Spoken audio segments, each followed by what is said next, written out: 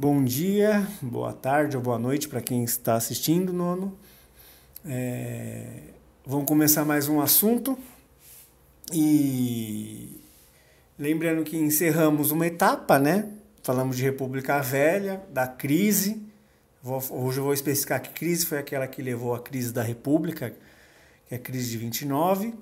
E falamos da mal falada, da malfadada Revolução de 30, que não tem nada de revolução, né? Hoje nós vamos abordar o período chamado Entre Guerras, que é justamente o período de ascensão e consolidação do imperialismo americano, a crise de 29 e seu impacto, e os regimes do nazifascismo. Esse é o tema da nossa aula de hoje. Olha só, primeiramente, o imperialismo americano. Primeiro, o que é ser americano, né? E por que eles tomaram esse nome? Ser americano, em tese, seria quem nasce no continente americano, que abarca todo esse território, né? Do extremo do Canadá ao o Estreito de Magalhães, né? Divisa Argentina e Chile. Todavia, não é isso. Hoje, boa parte do mundo considera, ao falar de América, se restringe à região que são os Estados Unidos. Essa região geográfica. Olha só, primeiramente, como ele vai ganhar por que vai se dar isso? Isso vai ocorrer, como vai se dar? Isso vai ocorrer no século XIX, após as guerras de independência dos Estados Unidos. Quando, que é muito curioso, os Estados Unidos, você pega desde os famosos pais fundadores da nação, que é aquele que é o George Washington, Thomas Jefferson, Madison, etc.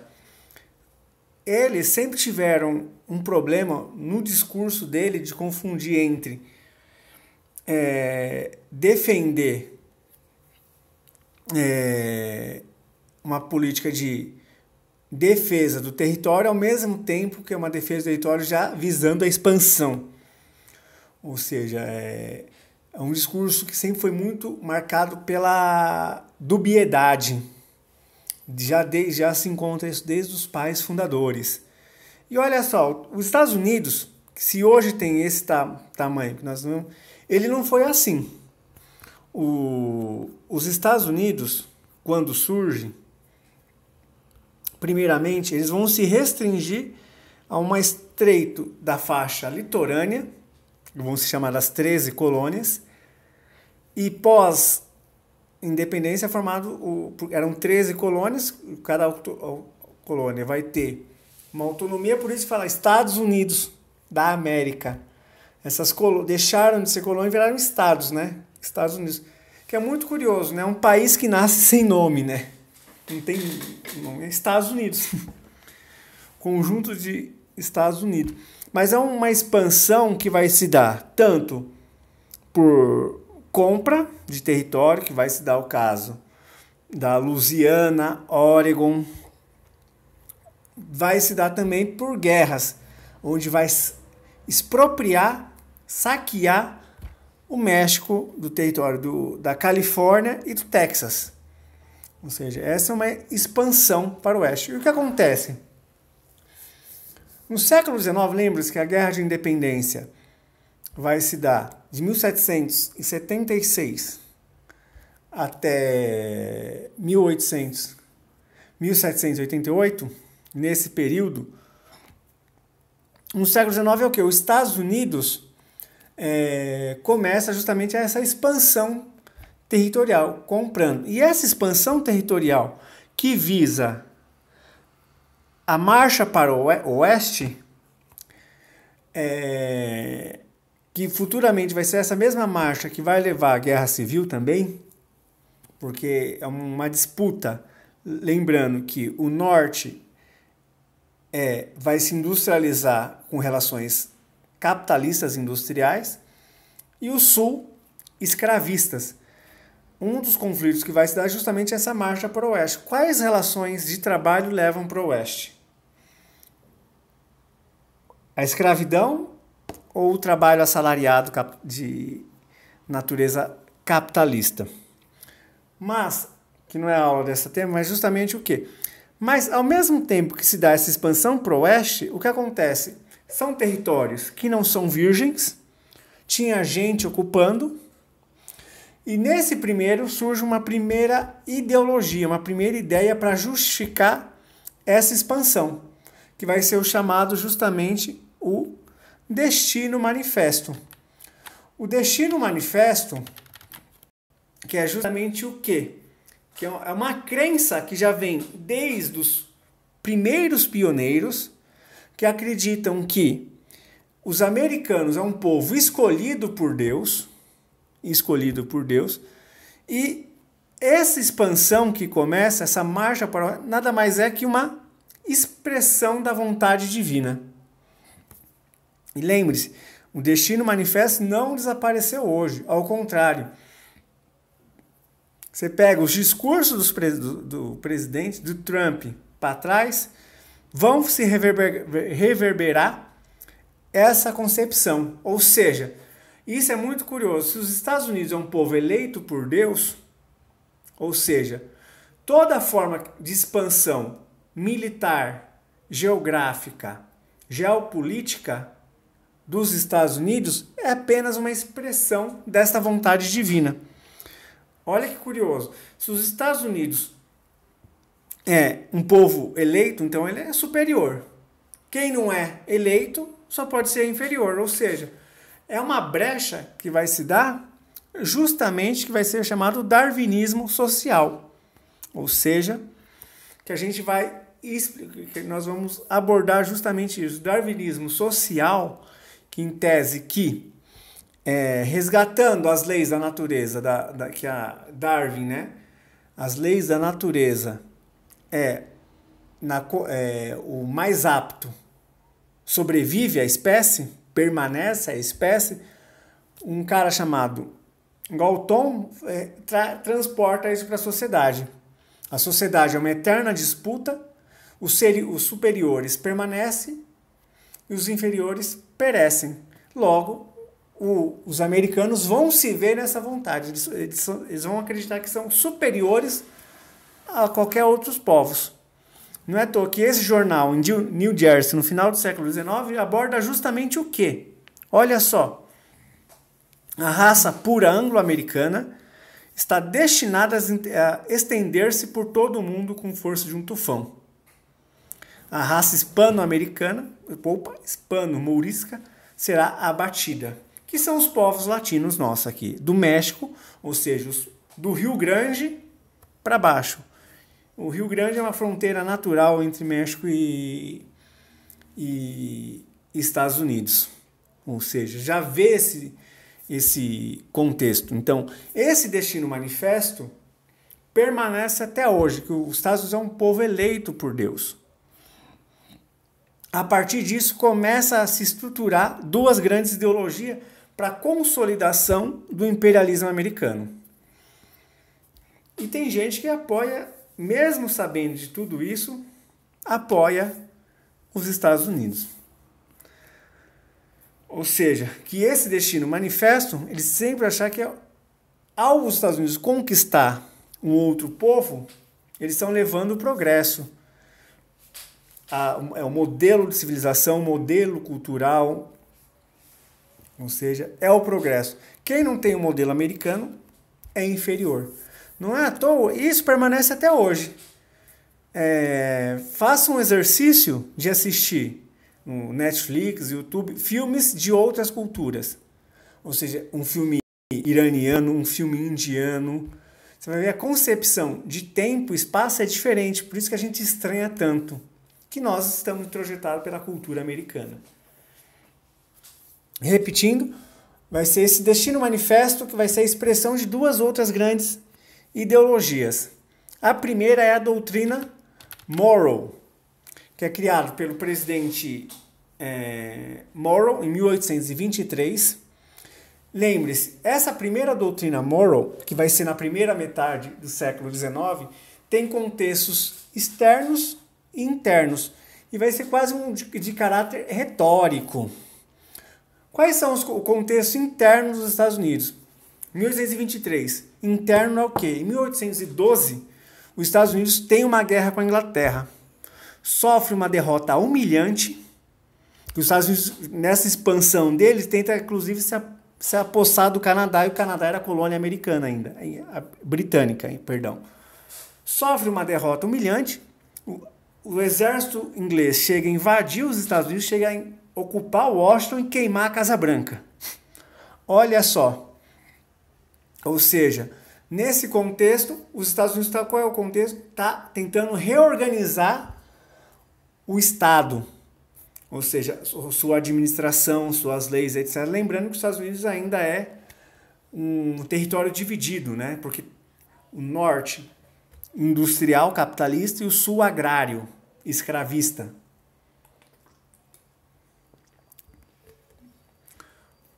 Esse é o contexto interno.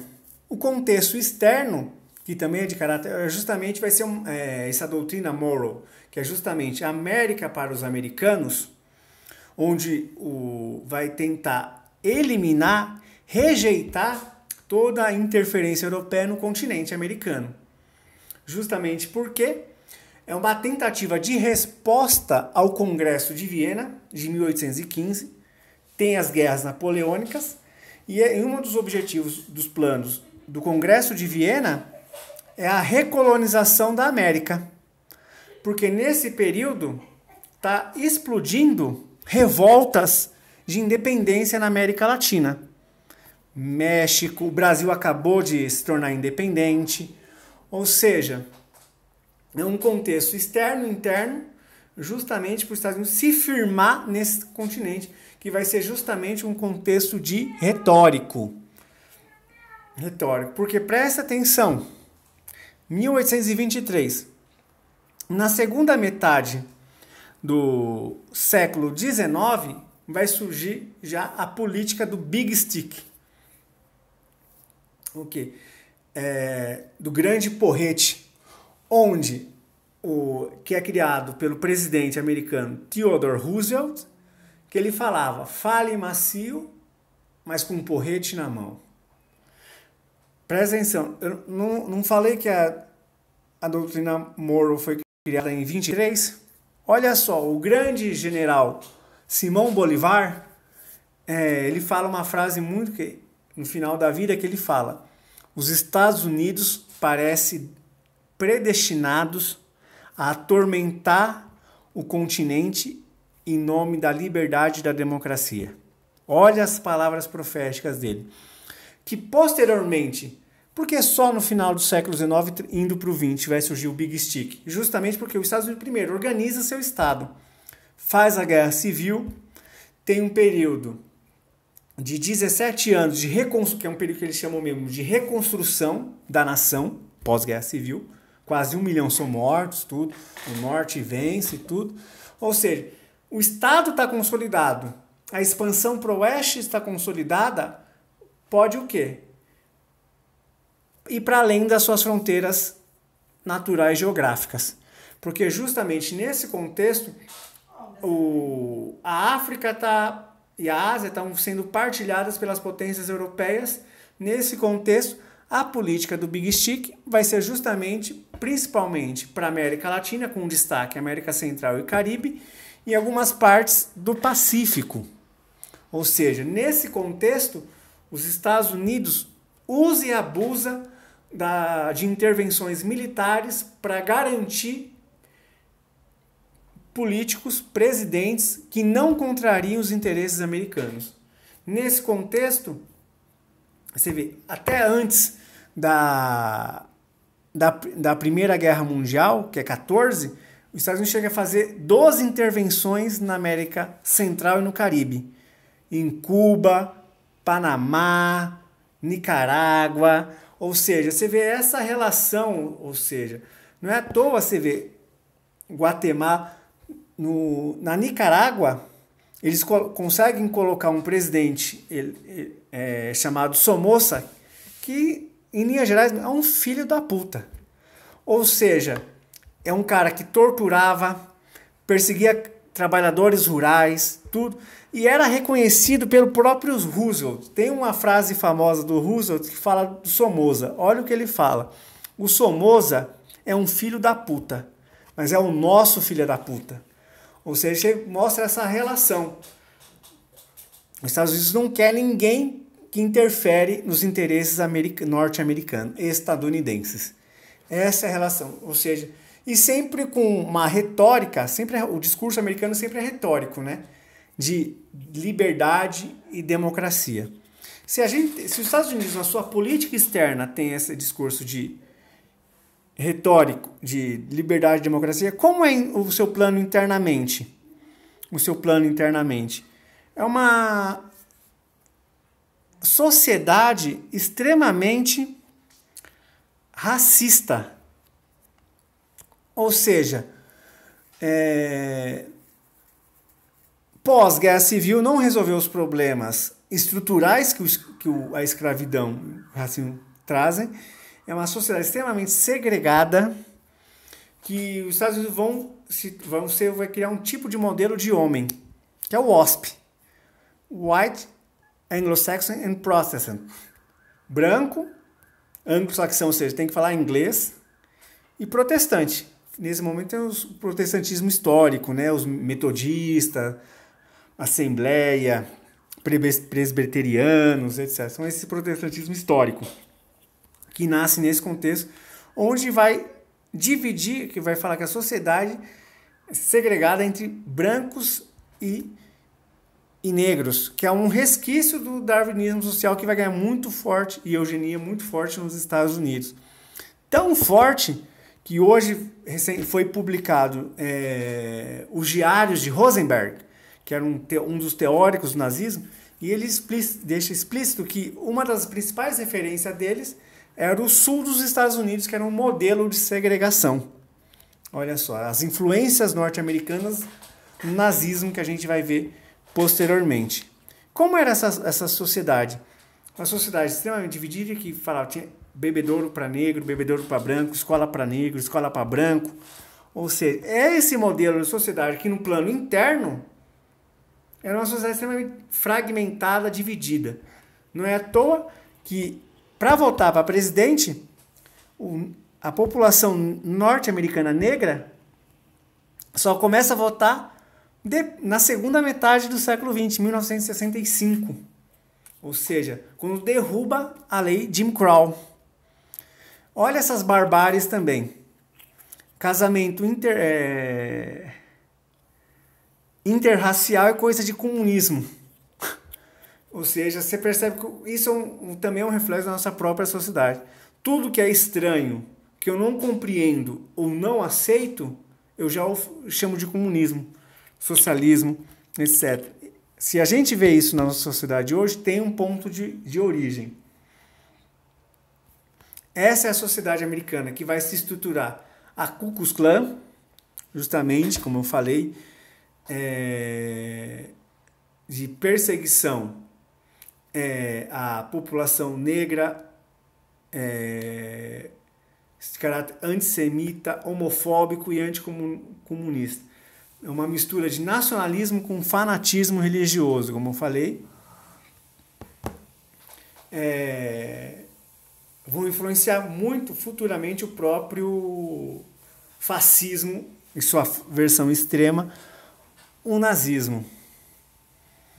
Uma dica de filme, Infiltrado na Clã. Esse é o contexto dessa ascensão do imperialismo americano, que vai se acender já no período entre guerras, onde tem uma Europa destruída e os Estados Unidos se beneficia justamente disso, de uma Europa, porque ele dá o boom da indústria americana. Ou seja, os Estados Unidos, nesse momento, se torna credor, produtor, a oficina do mundo. Porque, em linhas gerais, passa a produzir para eles e passa a produzir também uma parte para a Europa, que a indústria europeia está destruída. Nesse momento, surgem as bases do famoso American Way of Life, o modo de vida americano. O que é isso, esse modo de vida americano, que o seu auge é a década de 20, que é justamente o quê? Uma vida baseada extremamente em bens de consumo duráveis, ou seja, conforto, ter rádio, carro na garagem, mamãe fica em casa trabalhando, cuidando do lar, da família, papai sai para trabalhar, ou seja, esse modo de vida americano que permanece até hoje, não é? É um modelo de sociedade americana, uma sociedade extremamente baseada no consumo. Presta atenção, populações são bombardeadas de propaganda numa vida baseada no consumo. Isso é uma linha tênue, meus caros. Quando perde esse consumo, é uma população que tem uma linha tênue, se torna uma população extremamente conservadora, preconceituosa, racista, justamente porque perdeu esse consumo e sempre vai culpar o outro. Não consegue entender o que levou a essa crise, porque é uma vida baseada no consumo. Ou seja, vocês futuramente, quando tiver sociologia e filosofia, vão aprofundar mais o que é essa perda, essa áurea, né? Mas é justamente isso. Nessa base do consumo, ao mesmo tempo que tem essa felicidade, entre aspas, permite a base também para a futura crise de 29, a Grande Depressão. Primeiro, desde quando a primeira crise foi diagnosticada, crise econômica, lá em 1815, pelo velho Marx, a primeira grande crise, qual a primeira característica do capitalismo? Crises. E diferente de todas as crises anteriores, no capitalismo é superprodução, que em linhas gerais produz tanto que não vende. Ou seja, é uma queda dos preços, queda dos lucros. Ou seja, essa crise que vai ser justamente daquele modelo. Imagine, tomando como exemplo aqui, a indústria americana produzia 1.000 geladeiras, vendia 400 para o seu mercado interno, para eles mesmo, e vendia 600 para a Europa. Isso em 1920. O que acontece? A Europa, que não é uma periferia capitalista, o que acontece? Vai se reconstruindo. E ao mesmo tempo que vai se reconstruindo, vai desenvolvendo suas próprias indústrias novamente. Se em 20, justamente, ela comprava 600 geladeiras, em 25 caiu para 100. Em 28 para 0. Não comprava mais. O que ocorreu? A indústria americana começou que não percebeu isso, produzia, esperava sempre que ia vender 600 para a Europa. Vendia não. O que acontecia? Ia acumulando, estocando. Ou seja, diante desse surge a famosa crise, o crash. O que acontece? Tem tanto produto estocado, tanto, que no dia 29 de outubro dá uma queda abrupta dos preços, ou seja, cai abaixo do preço de custo. Ou seja, se a geladeira era vendida, por exemplo, a $50, essa queda abrupta passa a geladeira a ser vendida a $10. Não vendeu. Ao não vender, as empresas decretam falência. Ou seja, crise geral. Ou seja, desemprego em massa. É o boom da crise, que vai ter reflexo justamente o quê? Se o mundo está tendo crise, vai ter reflexo inclusive no Brasil. As empresas fora param de comprar café. E aqui, ou seja, é toda uma crise produtiva mundial. É uma das principais características da crise de 29, você mostra que o capitalismo se torna cada vez mais globalizado já. Se antes, como eu falei, a crise de 1815, que afetou a Inglaterra e uma parte da França, que eram partes pequenas, né? Porque o capitalismo, quando começa, ele é um cantinho do mundo. Mas ele vai se expandindo, ou seja, uma crise, pela primeira vez é uma crise de caráter mundial. Ou seja, afetou todos os quadrantes do globo. Ou seja, é aquilo lá que o velho Marx fala lá no Manifesto Comunista, que o capitalismo transforma o mundo à sua imagem e semelhança, né? Ou seja, crise. O que acontece nessa crise? Desemprego geral, falência, suicídio. Tem muito caso de suicídio em crise. Empresários que vão à falência cometem suicídio. Esse é um filme que mostra como funcionam as crises contemporâneas, que é justamente das hipotecas, que foi a crise nos Estados Unidos. Que a gente também está caminhando para uma outra crise. A gente está caminhando. Basta saber que justamente o Brasil tem, segundo os dados do movimento do Sem Teto, o MTST, tem 8 milhões de apartamentos ociosos no Brasil. 8 milhões e 6 milhões de famílias não tem nada. Olha a diferença. E continua produzindo até uma hora que está caminhando. Mas voltando para cá, né? Ou seja, esse modo de vida americano falhou e vai atingir principalmente as populações mais marginalizadas, pobres, negros, latinos que viviam nos Estados Unidos. Ou seja, uma fila de desempregados. Que é uma imagem exemplar, né? O modo de vida americano com uma fila de desempregados. É esse modelo. Desemprego, fome. São imagens que estamos vendo.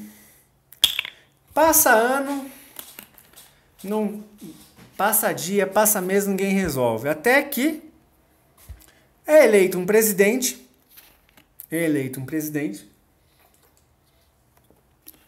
que, influenciado pelas ideias de um economista inglês, que é chamado de...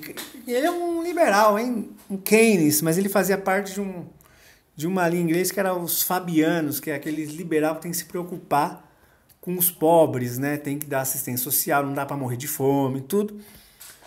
E vai fazer o quê? Ele, influenciado por essa ideia do Keynes, que depois vai ser chamado keynesianismo, cria o New Deal, novos acordos, novos negócios, ou seja, que são um programa de reformas que o Roosevelt, que é eleito, né, vai usar para salvar a economia norte-americana, que vai dar tão certo que vai ser espelho para os outros países. O que vai dizer o New Deal, que depois vai ser sintetizado, chamado de keynesianismo, o chamado, que é a busca do estado de bem-estar social, que é justamente o Estado, o governo deve intervir na economia para salvá-la, criar empregos, nem que seja, tem uma frase famosa do Roosevelt, né? Nem que você contrate alguém para destruir a calçada de manhã e contrata outro para reformar a calçada à tarde. Mas tem que gerar emprego para o peão ter dinheiro novamente para girar a roda da economia. Criar obras públicas, crédito para a agricultura, controlar bancos que especulam muito em crise, pensar em direitos trabalhistas, ou seja, todo esse famoso estado de bem-estar social, que não vai ser do dia para a noite. O Roosevelt, que fica 3 mandatos, morre inclusive no último, vai demorar quase uma década para os Estados Unidos sair da crise. O que vai sair, ao fim da crise vai ser a Segunda Guerra, que a gente vai ver depois. Mas é um programa que deu tão certo que serve de modelo, inclusive para o que a gente vai ver futuramente, dos modelos do fascismo, que vão se apropriar muito dessas ideias. Ou seja, esse é o New Deal.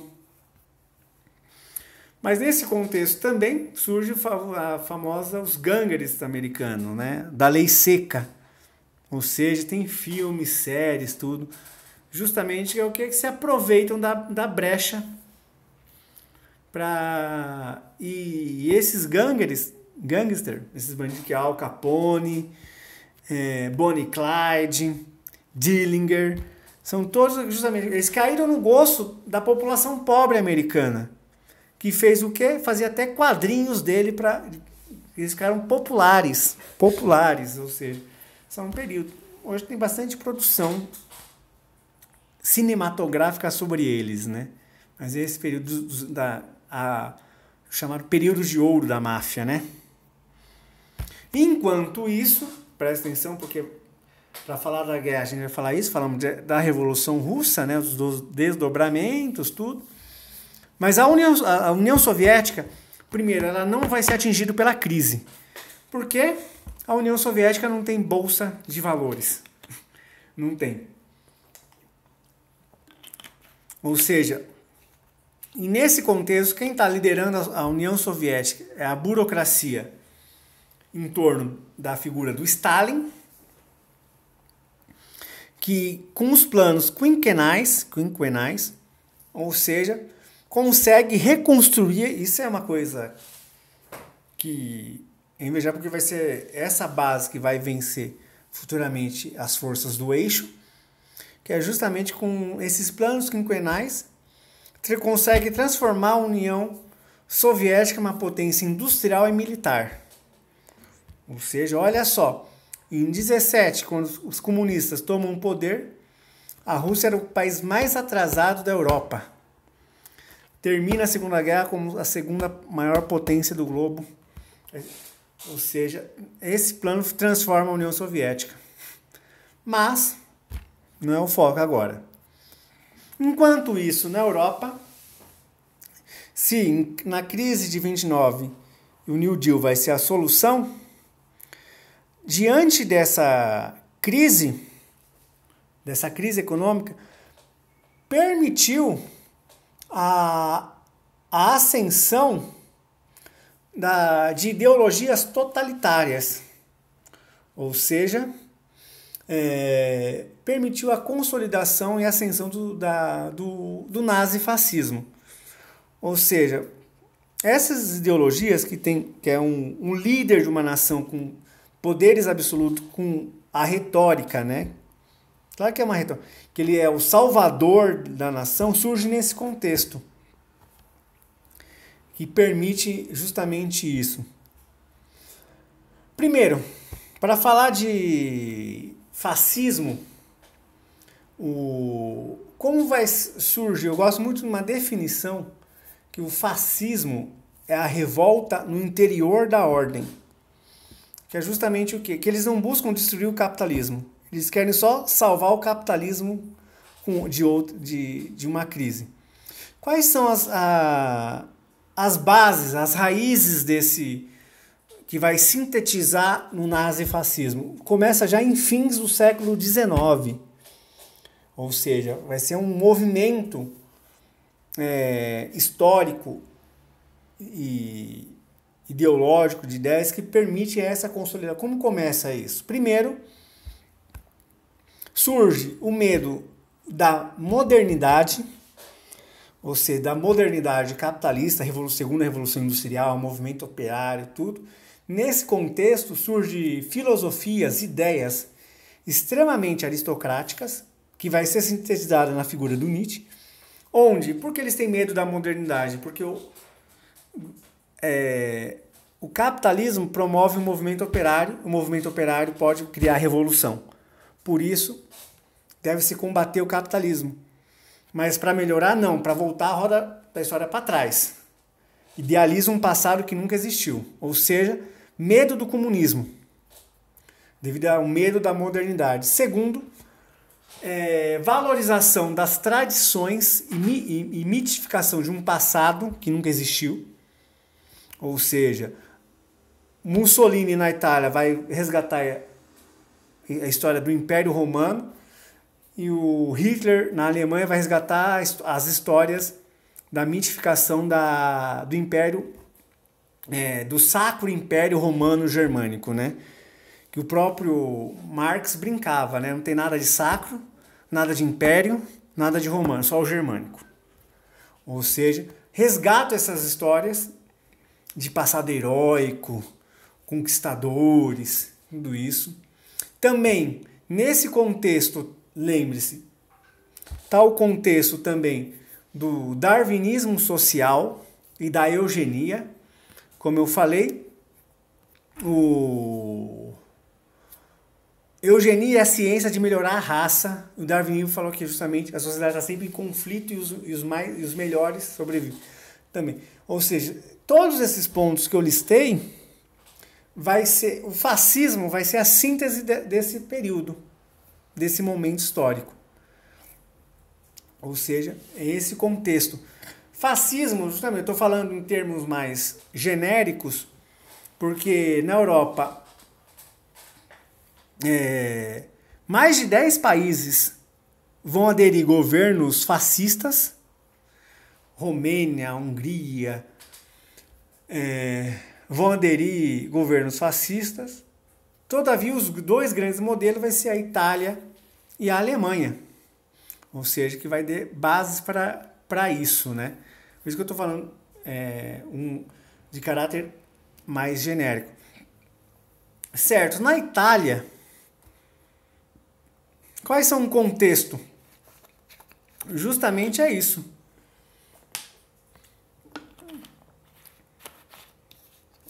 O principal líder vai ser Mussolini.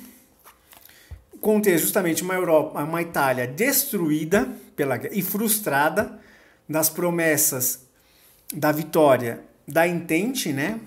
A Entente, que a Inglaterra, a França, depois os Estados Unidos, não dão colônias para a Itália, que ela prometia. Ou seja, uma Itália frustrada.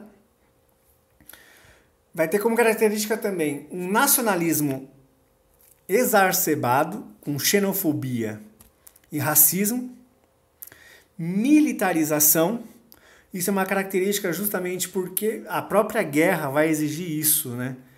A primeira grande guerra mundial, ou seja, chamada Grande Guerra, pela primeira vez na história, vão ter como alvo civis. Pela primeira vez. Por isso que uma das características do fascismo é a militarização da sociedade. Por isso nós encontramos muito cartazes de crianças vestidas como se fossem mini soldados. Justamente o quê? Para se preparar para a guerra. E uma das características, pega os discursos, é o quê? O homem fascista se realiza na guerra. Ele tem que derramar seu sangue no seu solo. Outra característica é o corporativismo, para eliminar os sindicatos, para ter controle do movimento operário. Ou seja, e olha que e para justamente eliminar, o Mussolini falava constantemente que luta de classes não existem, não existe. O Mussolini sempre falava isso, está na cabeça das pessoas. E um dos objetivos justamente é abolir o legislativo, o parlamento, o congresso, né? Essa é a base que vai se dar das características do fascismo, que permanece até hoje. Nós vamos ver exemplo aqui nessa imagem, sinais de alerta do fascismo, né? Que no momento muito delicado que está retornando novamente de formas mais sutis, mas aparecem para nós. Na Alemanha, justamente, vai ser as mesmas condições, só que uma Alemanha muito mais destruída, porque perdeu a guerra, inflação, desemprego. Não é à toa que tinha até falar, é mais fácil você queimar um monte de dinheiro para você se aquecer do que você comprar lenha. Ou seja, o dinheiro estava muito desvalorizado e ao mesmo tempo as condições para a ascensão do nazismo, que vai ter as mesmas condições do fascismo italiano, só que vai ser acrescentado justamente com o arianismo, a eugenia, ou seja, a melhoria da raça. O nazismo vai ser, pela primeira vez, uma síntese também de todo um contexto, ou seja, porque eles vão fazer em escala industrial e documentado, tem muito bem documentado, para identificar o que é o homem ariano perfeito. Lembre-se que é o homem ariano, porque não é qualquer homem não, é o homem germânico, nórdico, porque quando Hitler olhava para o leste europeu, os caucasianos, os eslavos, eles achavam que eram povos inferiores, tem que ser escravizados, tudo isso. O Hitler apostava muito que a Europa do leste, a União, podia ser uma colônia da Alemanha, que a Alemanha não tinha colônia na África e na Ásia. Ou seja, vão ter essas características para você. Hitler quer o aperfeiçoamento da raça. E quem não conseguir, vai fazer o quê? Busca exterminá-los. Que é sintetizado. Todas essas ideias são sintetizadas. Que vai ser a mais... O Hitler vai ser o bufão. O idiota para as massas. Mas o idiota que tem poder, né? Mas o nazismo, como filosofia, vai ter formas mais sofisticadas. Como eu falei, foi publicado recentemente os textos do Rosenberg, Heidegger, que oficialmente está em todas as universidades, etc. Então, mas ele vai ser o bufão para as massas, que vão aderir justamente a uma população destruída, que era consumista, né? Que perdeu tudo, sem perspectiva, adere a essas ideias. Mas justamente o que é ser ariano? Ou seja, Gobineau, que veio para o Brasil, trabalhou um período para o Dom Pedro II, escreve um livro chamado Ensaio sobre as Desigualdades da Raça. E justamente vai falar o quê? Claro que ele nunca vai falar que ele é o inferior, né? Eu estou escrevendo aqui e descobri que o europeu é inferior. Não. Ele vai falar que o outro é o inferior. Africanos, árabes, semitas, ele vai falar, ele vai querer uma explicação biológica da sociedade e não histórico-social. Ou seja, e os nazistas vão se apropriar disso também. Vai ter também o resgate da eugenia, do Galton, que eu já falei justamente o quê? Que a eugenia é a ciência de melhorar raças. Que vão fazer, não só vai fazer, mas era muito comum em fazer com cachorros e gatos. Se vocês fazerem uma pesquisa, 90% das raças de cachorro e gato que existe hoje surgiu nos últimos 100 anos. 90% de criar raças. Só que vão transportar isso para a sociedade. Ou seja, eugenia é o quê? Melhorar a raça eliminando as raças inferiores. Quem nasce com deficiência. Ou seja, buscar criar a raça que vai ser tão forte a propaganda. Olha só. Que em 1938, um casal na Alemanha pediu permissão para o governo porque o filho nasceu cego para matar o filho. Ou seja, se é uma ideologia que já está assentada na sociedade, é uma brecha para o governo falar, eu posso levar isso agora até as últimas consequências. Que é justamente o que é melhorar a raça. Vamos pegar um exemplo. Se você é um fazendeiro e quer vender tomates, você sempre vai querer vender o que? Os melhores tomates, não é? Então, os tomates que vão nascendo pequenos, não redondinhos, mais defeituosos, você vai fazer o quê? Você destrói, você descarta, até surgir os melhores tomates para você. Agora imagine isso com os seres humanos. Hoje a gente vai ver, quando falar de holocausto, vai ver imagens onde hoje essas casas de ajuda a crianças especiais, como a ACD, Teleton, tudo, os nazistas incendiaram com crianças dentro. Tem imagens disso. O filme chama Arquitetura da Destruição. Ou seja, isso é falso. Hoje a gente sabe falar. Por isso que é chamado pseudociência. Hoje sabe que quanto maior a variedade genética, mais saudável é. Não é à toa se eu falei isso, justamente porque hoje tem setores do veterinário que falam as melhores raças mais saudáveis é o famoso vira-lata, porque não foi controlado geneticamente. Olha só, por isso que a miscigenação é mais saudável para criar indivíduos melhores, saudáveis, do que a busca da raça, aspas, superior. Que é falso, é falso. É para justificar uma dominação. Outra coisa, porque eu sempre insisto que o nazismo é a síntese de um movimento histórico. Porque a gente vai ver, tem hoje, com a descoberta da história, tem um cara chamado Aimé Césaire, que tem um texto chamado Sobre o Colonialismo. E ele vai falar que um dos motivos que o nazismo vai chocar tanto, que é o que? Os nazistas que queriam colônia, que não tinham na Ásia e na África, ele quis transformar a Europa numa colônia da Alemanha. Ele vai fazer em escala industrial as barbaridades que eles faziam na África e na Ásia. Ou seja, nessas regiões existiam campos de concentração. Se você pegar uma história de um cara chamado rei Leopoldo II da Bélgica, matou mais de 15 milhões de congoleses. Ou seja, o Hitler vai ser a síntese de escala industrial de todo o movimento histórico. E no Brasil, essas ideologias vai estar aqui justamente na política de embranqueamento. Ou seja, que durante um tempo, que vai ter inclusive no estado do Getúlio Vargas, que a gente vai abordar, ou seja, que um dos problemas que o Brasil é atrasado, pobre, é por causa das raças. Tem muito índio, muito negro, muito mulato.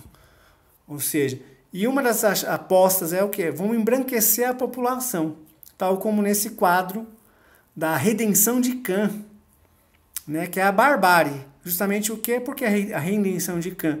O neto nasceu branco, a avó é negra, a mãe mulata e o neto é branco. Olha a barbárie que difundiam para a nossa população.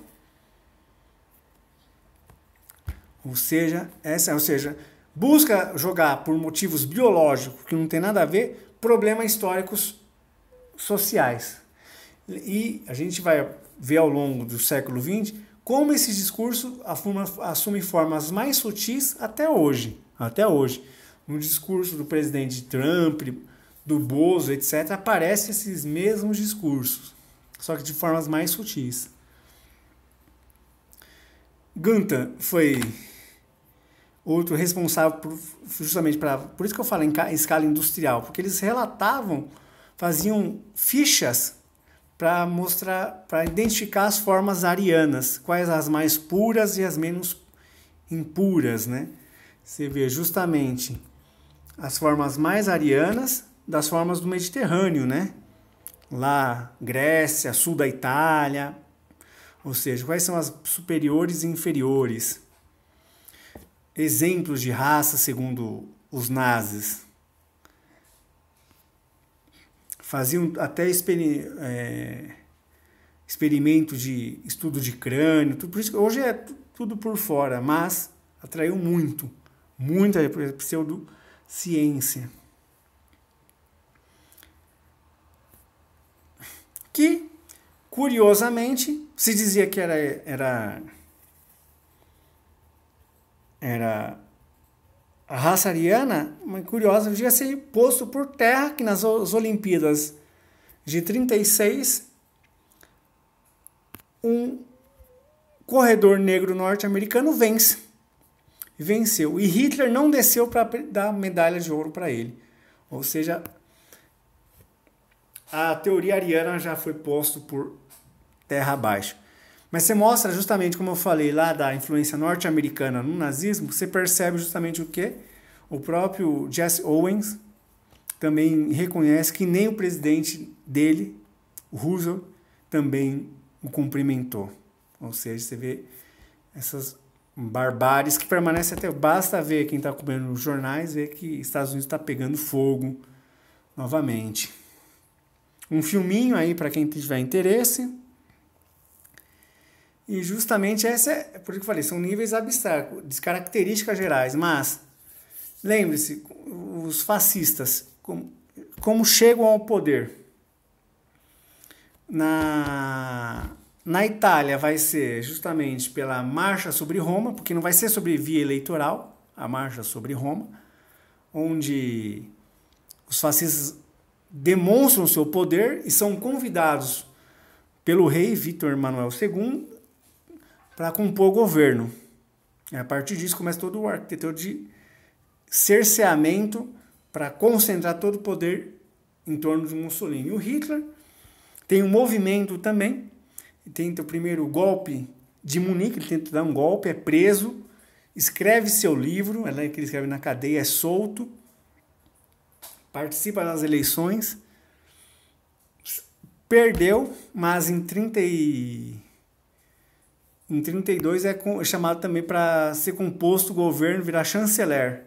Também é nesse momento que começa a articular para ser santo, que termina aquela noite, famosa noite dos punhais longos, a noite das facas longas, varia justamente quando os nazistas ateiam fogo no parlamento, no Congresso, e usam como desculpa os comunistas.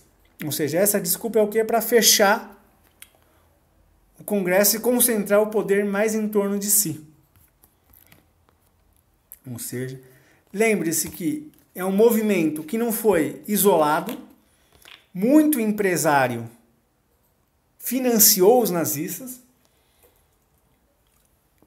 porque justamente queria melhorar, apostou que queriam, muitos empresários apostam isso. Até hoje a gente vê essas figuras bizarras. Imagens que eu falei de o jovem, parece um soldadinho, né? Dicas de livro. Como eu falei, o nazismo na Europa, mais de 10 países vão aderir governos fascistas. Eu falei dos dois casos, claro, mas vai ter também o modelo do Salazar, em Portugal. Franquia, olha uma curiosidade que eu percebi que eu não tinha sacado. Salazar.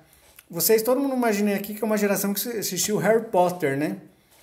E o inimigo do Harry Potter, qual é a casa que treina os inimigos do Harry Potter? Salazar Sonserina, né? Da onde veio esse Salazar? Porque o primeiro marido da escritora era um português. Por isso que ela retira esse nome dele, Salazar. Olha só, Salazar Sonserina, que era um ditador em Portugal. Que, novamente, são governos que vão ter apoio dos dois principais, fascistas, o italiano e o nazismo alemão. O próprio franquismo sobe pela Guerra Civil. É uma imagem, a principal imagem da Guerra Civil Espanhola, La Guernica, que é uma cidade bombardeada. Enquanto isso, no Brasil, nesse período entre guerras, é justamente o quê? Fim da República Velha e a ascensão de Vargas, que vai ficar 15 anos no poder, mas depois ele retorna.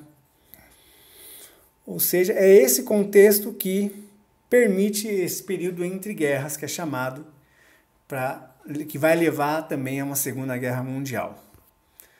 Tá certo? E retomando com as principais características, vai ser culto ao líder, todos eles acham que o líder é o salvador, partidos únicos, anticomunismo, opressão e violência do militarismo da sociedade, que eu expliquei, um nacionalismo, quase um ufanismo, e culto ao Estado.